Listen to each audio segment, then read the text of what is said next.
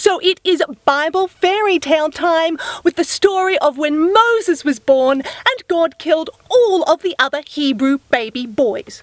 So once upon a time, there were so many Hebrews in Egypt that the Pharaoh was scared that they would take over the land.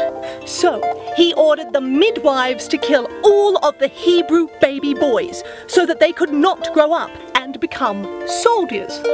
But he said that the Hebrew baby girls could live so that they could grow up and become sex slaves for the Egyptian soldiers.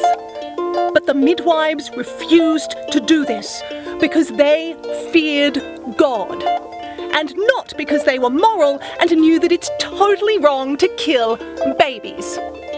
So the Pharaoh then said that all Hebrew baby boys must be thrown into the river Nile and drowned. And as, at that point, Moses had not yet been born, God allowed this to happen. Because, as the Bible and Catholicism proves, children's rights are not one of God's strong suits.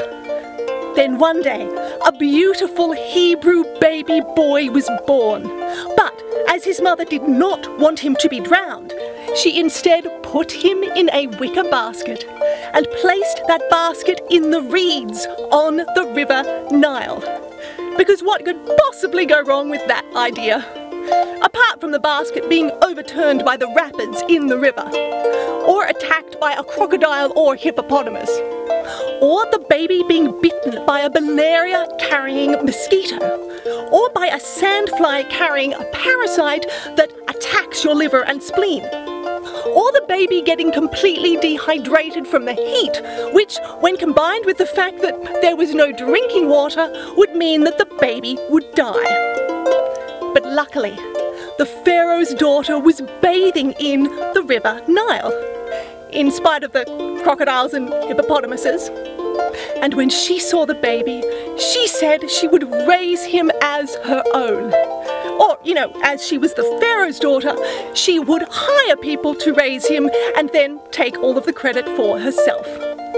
So she took the baby home, and she named him Moses, which in Hebrew means drawn from the water, and which also means the only Hebrew baby boy that bastard of a god stopped from being drowned. I'm just the son of a carpenter, and I don't want anything from ya, except for your eternal love and devotion and guilt.